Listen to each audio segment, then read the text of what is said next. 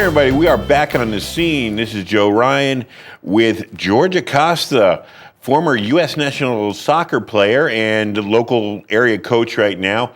Come to talk to us about sports, and on a great day because it's the beginning of the World Cup. First victory for the hosting company, yes. 5-0. Although we're not happy about it because the U.S. isn't there. George, welcome tonight. Good to have you. Thank you very much. Now, I know, U.S. national is near and dear to your heart, having been part of the team, and then you had a professional career after that. We're going to give everybody the whole spiel about it, but you grew up in Colombia and came here when you were 15 and went to high school in North Jersey. Yes. And North Jersey, if anybody who doesn't know out there, became the foundation, pretty much, of the U.S. national team. John Harkes, Tab Ramos, Tony Meola.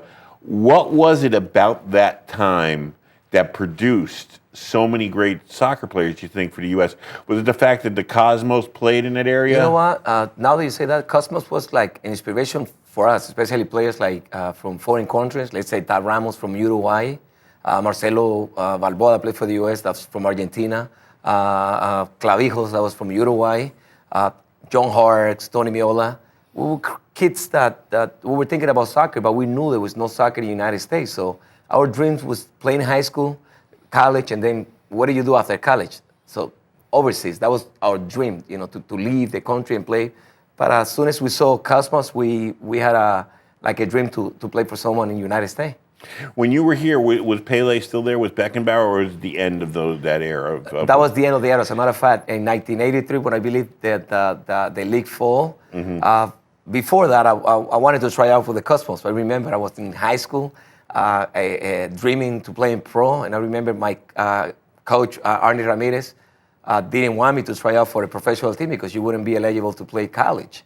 And Coach Firmani, who's supposed to be my coach too, in Cosmos, though, didn't let me train. He's like, no, this is a kid who's a very good soccer player who deserved to be playing college. Didn't allow me to train. So thanks to God, I ended up going to LIU, Long Island University, and where my career starts. Right after college, I went to play for Dallas Sidekicks in Dallas, and then came back and play New Jersey Eagles, and then the national team. Now, when we go back to the Jersey roots, you came over here at 15, like you said. You told me at 15, you're a freshman, you scored 48 goals, which is outrageous in a high school. But still, at the same time, the high school players you were playing against, it wasn't like you were just cherry picking over some guys that couldn't play. You had some guys that could play out there. So very good you players. You earned Definitely, exactly. Now that I think about it, I mean, I must be a very good player then when I was at that age, because I played very good players that were guys playing for the U.S. national team when I was growing up too. So we didn't have a professional, like I told you before. That's why we got so many good players in every high school that we played in New Jersey, though. It was big compared to every other state. I don't know why. It looked like the base of the U.S. national team was in New Jersey those days. Yeah, it seems like around here, like football, of course, rules the fall. Even though we've had some very good players come through, and people don't even know that UConn has always had a very good soccer team in our state. I mean, a very good college soccer team. They don't get enough. UB's always had a good program, and they don't get enough credit around here. But in Jersey, for some reason, they seem to grasp soccer and love soccer. And I remember seeing a documentary on Harkes where he talked about the club. I guess his father was Scottish or something. Yes. And they're the local club. He ended up going to England playing for Sheffield Wednesday, one of the biggest team over there in England those days, though. Really? So yes. I mean, it's just I guess that those communities really, gave the love of soccer to the new generation in America. We have a lot of foreign players. That's why soccer was big in New Jersey too. I mean, if you think about it, there was players from all over the world in New Jersey. There's a place called Sports Friends in New Jersey. When I was between 15 and 17 years old, Sports Friends was like the mecca of players in Italians, Polish, all Europeans used to play in that league. And then I remember I was very young, 19 years old, and I was already playing with ex-professional players like from Poland, from the Netherlands that used to play in that league. So maybe that's what kept us going, though. We didn't have leagues like we have right now for our kids. Like, we have travel soccer, premier soccer, academies. We didn't have those things when we were like 15, 16 years old in New Jersey those days. Now, when you went to college and went to LIU, what was the level of soccer brought up? Was it? I mean, usually it's the pyramid in sports where better players, the herd gets thinned out. So, I mean, what was it like for you adjusting? I mean, like I said, your background coming from Colombia with your background in Colombia, and then your Jersey roots. What was college soccer like for you? It was tough. At the beginning, it was very, very tough. I mean, you're playing quality players. As a matter of fact, like UCLA, Akron, Fairleigh Dickinson University, there was players from like, if you go step on the field, you would play 11 players from Holland, 11 players from England. Like they used to bring players from the other countries. Like when I went to LIU, maybe I was the only guy from Patterson, New Jersey. Every other player was from Argentina, Africa, Peru, Uruguay. We have players, Miki Kairis from Greece. We have players from all over the world. And I remember those days, I'm the only guy from United States, and I came from Patterson, New Jersey. So ended up being one of the best freshmen and in college in my first year, though. So thinking about what I did in Colombia and the United States, it was completely different, though.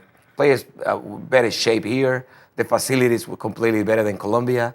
So I'm very glad that I moved to the United States at the right age. And then when you come out, you go into play in professional leagues. The MSL wasn't there; it was kind of in between. So you went out. They used to call it MISL, Major Indoor Soccer League. And I remember that indoor soccer. Okay. Those days because there was nothing outdoors. And I went to play for Dallas Sidekicks in 1988. I remember that. Hated, didn't like that sport because it was like hockey with a soccer ball. Right. And it used to be a lot of contact. You hit a lot. There was a lot of goals. That's why people used to love it. It's like a basketball court with a turf, and then 2 little goals like hockey, and let the players go and kill each other inside there. Yeah, but I guess it took away from the skill part of the game, which you were used to, where you worked for your goals and had to make it happen. Yes, as a matter of fact, if you last 2 minutes inside the field, you wouldn't be in great shape because ball never get out. So it was very hard for me to play. Now, let's talk about your experience on the U.S. national team. You guys, like we said, were the foundation, along with the Alexi Lawlesses and those guys, of turning the attention back on soccer. And right now, it's been growing since you guys started in the early 90s. What was it like when they approached you? I mean, at the time, were you tempted to go back and maybe try for the Colombian team at the time? Or was it really a good... I knew that I had a chance to go and play in Colombia because we have an unbelievable professional soccer league in Colombia. And there's a kid from the United States who's going to travel back to Colombia and try to get a spot over there. It wouldn't be very, very hard for me. So I saw my chances here. I go, this country, soccer wasn't that big, but those days when the national team came up, as a matter of fact, we didn't even have contract for shoes, contract for clothes.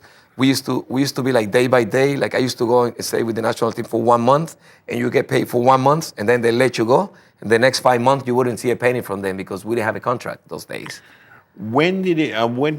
Now, what was the respect level for you guys when you first started getting together and you start playing the international friendlies? Was we looked down on? It used to be. We used to be like they didn't took us very serious, thinking it's United States. They don't play soccer yet. They're not that good. But then as soon as we started to play, they started to find out that United States was changing in soccer. That foreigner players like us were getting into every American player. The mentality of play soccer like us because this is #1 sport in the world. And look how we are now. I mean, very disappointed that we didn't make the World Cup, but I believe a lot of changes need to be done on this. New generation needs to step in, and those old players need to leave. We need a new generation now. Do you see it? I mean, you're coaching now. You're seeing the interest. I see when I talk to the kids, the fact that they're watching the Bundesliga, they're watching Premier on Sundays. Kids are. I hear kids. It's not even just like the Chelseas, the Arsenals. They're talking about Everton.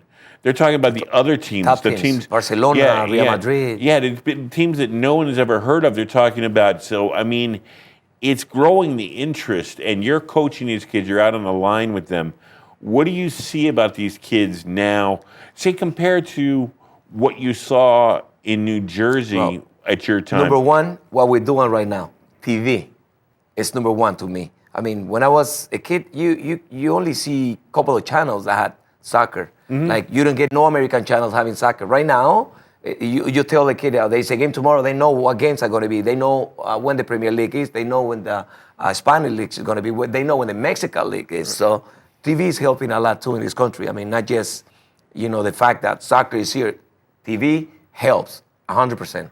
And I mean, when you're out there coaching with these kids, do you see the interest where, like I said, when you were in Jersey, it's kind of comparable to the kids? Well, as a matter of fact, this kid, I call it new generation, they're very lucky. They having coaches like us right now. When I was a kid, I didn't have someone like, let's say, like George teaching me how to play soccer. Because soccer was nothing in the United States. Now, the young kids right now have the opportunity to have coaches like us, that we really play at a high level, and we are coaching them right now. So the opportunity they have, it's big right now, and they're taking advantage of it. And we're getting very good players right now.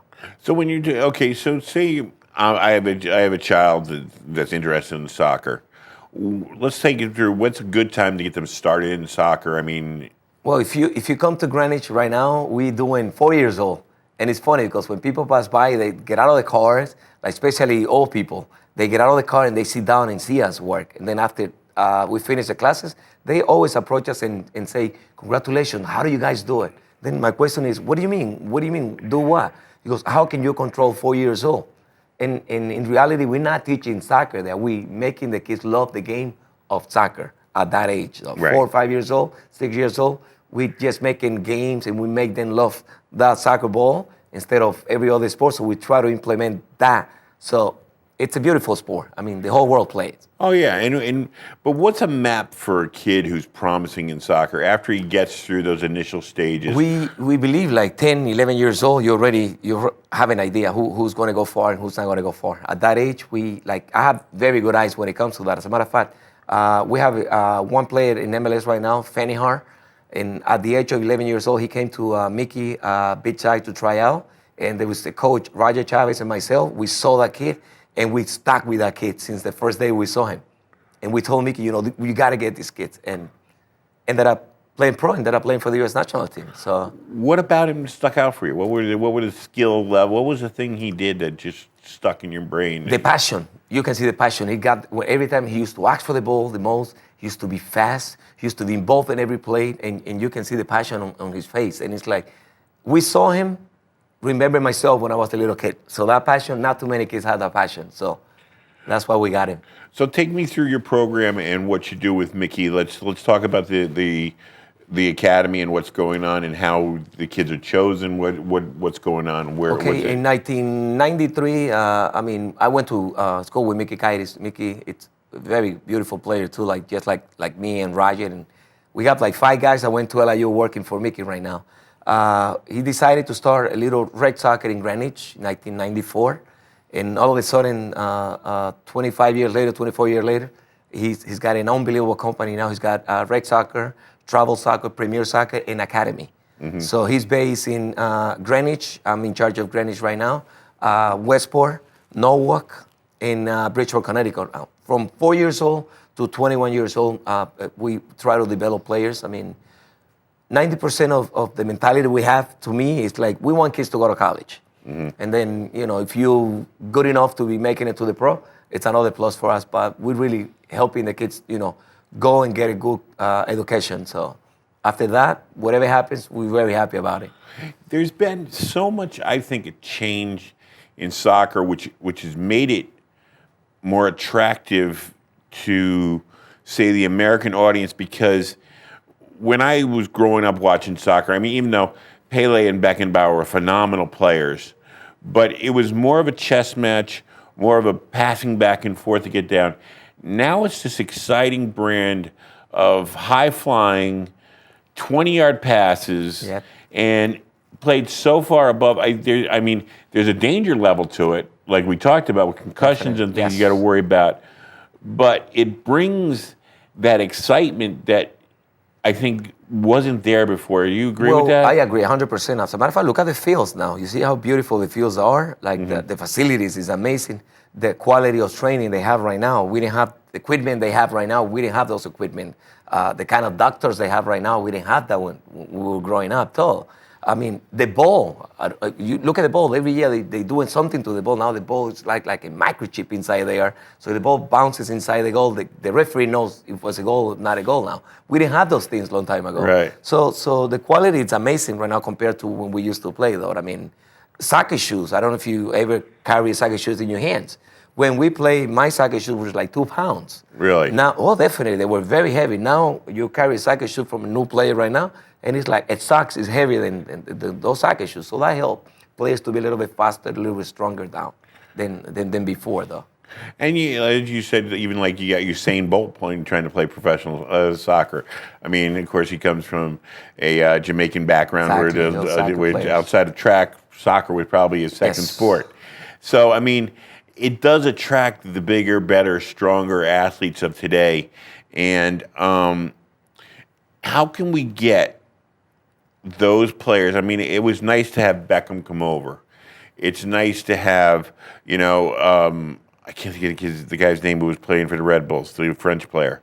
Thierry Henry. Yeah. It was nice to get too. it. But we get them in their 30s. How can U.S. soccer, I mean, and we talked about it, the money that's being thrown around in the Bundesliga. I was ready to say that right now. I mean, it's just Money, it's astronomical. Money owns anything. Yeah, exactly. But I mean, how can we get that? We're starting to, I mean, we have a player right now in, I believe, Atlanta. They pay like, I believe, $10 to $12 million from Argentina. He's only 19 years old. So MLS is starting to realize, bringing that kind of players to your league is going to help. I mean, I don't know if you've been watching lately MLS, and the stadiums are packed.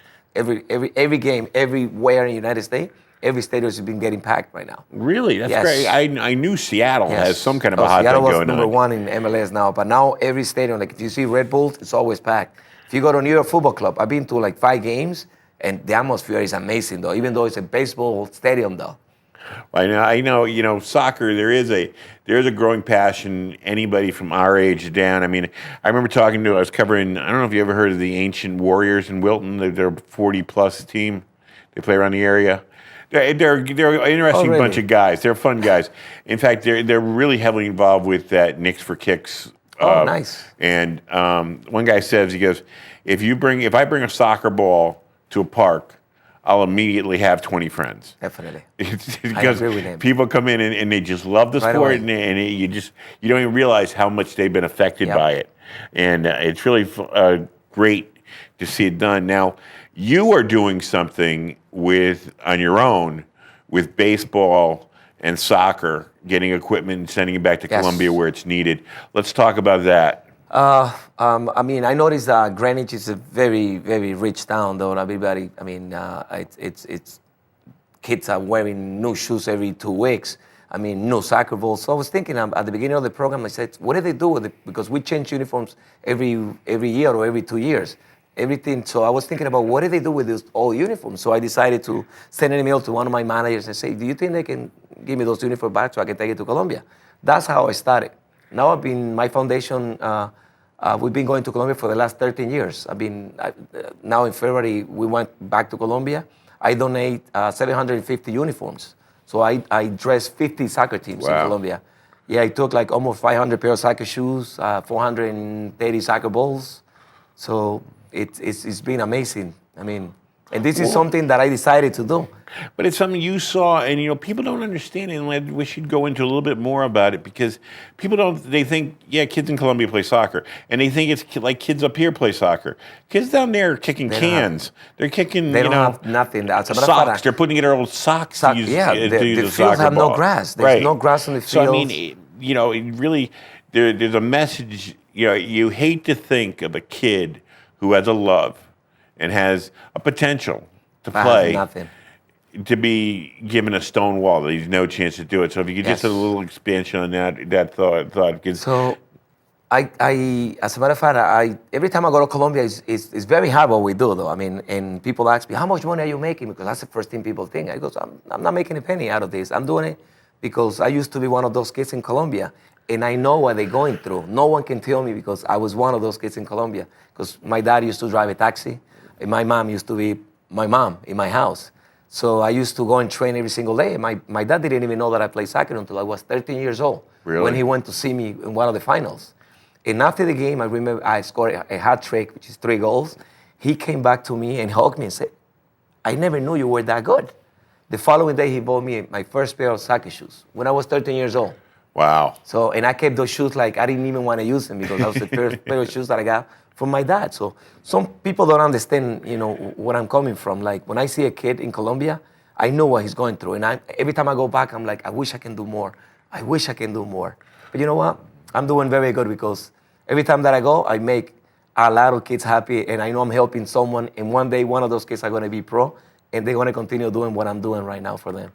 Now, you got a website that people can. Yes. What's the website? It's under? GoFundMe. Jorge GoFundMe? Acosta. Yes, if you go for me, just go to GoFundMe and go to Jorge Acosta, and they can find me there if they want to donate. All right, we got a little time left. I want to go over to World Cup and what you think about the World Cup. Russia won today. U.S., of course, not in it. Ireland didn't make it, so I have a bunch of Irish guys. Italy didn't make it. Italy didn't make it. Those guys, but I mean, Netherlands didn't make it. I know. I mean, it's like Wow. it would seem to be wide open. Well, who do you think people should keep their eye on? I have 4 teams. I got Germany, I got Brazil, I got France, and Belgium. So even Spain is there too. What about those teams that attract you? What do you think? Well, Germany is like Brazil. number 1 in the world for how many years Yeah. right now? I mean, they've been every World Cup they go to, they always go to the quarterfinals. They always go to the best 4 teams at the end. Brazil is showing. It's one of the best teams in the world right now. They playing like Brazil in 1970 right now. The beautiful game, they call it the Jogo Bonito, Right. which is a beautiful game in Portuguese. And then France, if you see the national team they have, is amazing though. It's one thing that people don't talk about is Belgium. They got a lot of unbelievable players there too. So I want people to make sure I watch them play because they got an amazing national team. Now, are there any dark horses out there people should keep their eyes on? Colombia. Colombia? I'm from Colombia too. But you know what? I don't know why we never think Colombia going to the end of the World Cup. We always thinking about like the Mexicans. They very happy to go to the 5th game. They always talking about the 5th game because they always play 4. They never play a 5th game in any World Cups. So why we don't think champions? I don't know why the mentality of South Americans are not like that. Like Uruguayans, Brazilians, and Argentinians, they always thinking about winning. Well, I mean, it's funny how, sports in general, I mean, there are teams that get used to seemingly being relegated to being a rung below the top. Yes. And I mean, what do you think as a former top-notch athlete, a world-class athlete, is it a confidence level? What gets those people up to break through that barrier? Maybe they mentally not prepared yet for that kind of competition. Like they used to go to a certain level.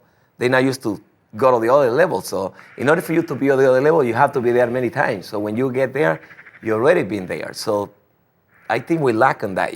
We need more confidence. I mean, like Iceland. Iceland beat England last time around. And right now, people... You know who they play first? No, who? Argentina. Uh-huh. So Messi. So first game for Argentina is Iceland. Now that you mentioned that, When's that game? I think it's Saturday. Saturday. Yes. Who's got the upper hand in that game? Definitely with Messi. Everybody thinks Messi is God in soccer right now. So everybody's going for Argentina. Yeah, but isn't Messi getting a little long in the tooth about now? Yeah, I mean, he's still unbelievable though. He's still unbelievable. He's got Argentina on his shoulder. So everybody's gonna go for Argentina. I mean, that's a lot of pressure to be that. I mean, and I remember Iceland last time around. They were such a great story for the World Cup. Wow.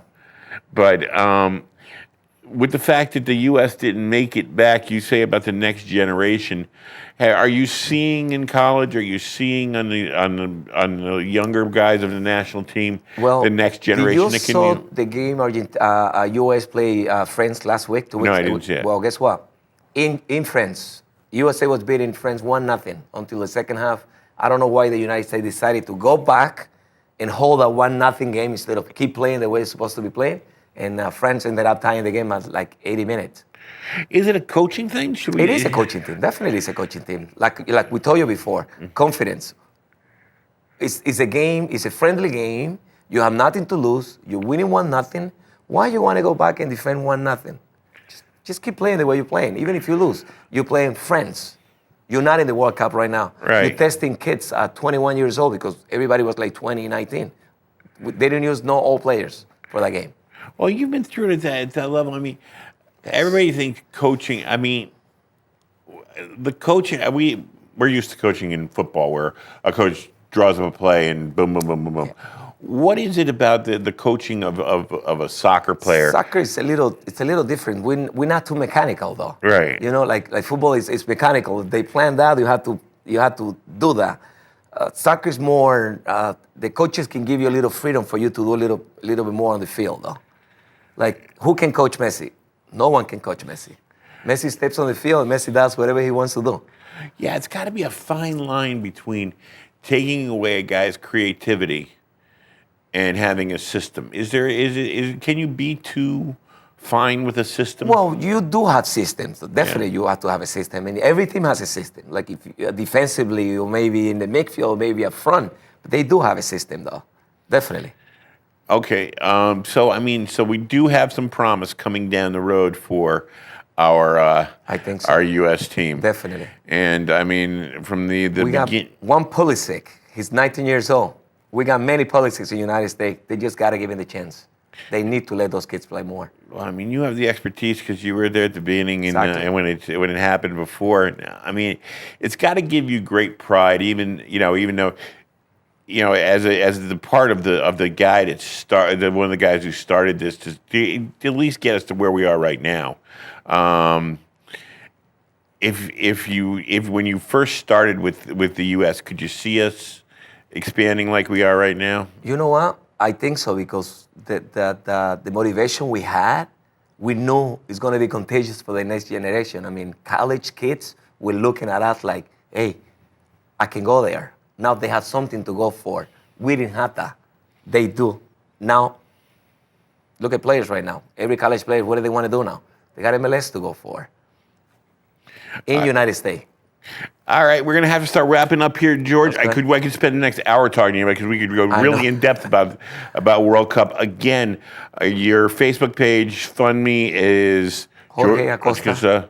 Jorge Acosta, like Jorge Posada. I always compare my name with Jorge Posada. So when you say Jorge, they go, what? I go, Jorge Posada. They go, oh, definitely, the Yankee catcher. So Jorge Acosta.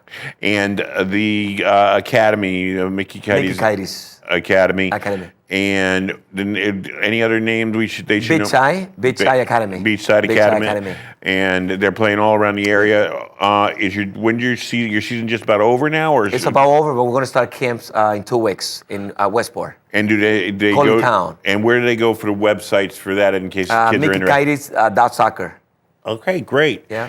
George, I got to thank you for coming in tonight. You're very welcome. Thank you for having me. Great to have you here. My credit out there to Steve D'Onofrio, the man who puts the magic in this program all the time. This is Joe Ryan with the Stamford Sports Scene back on the scene, and we will see you at our next show. Thank you.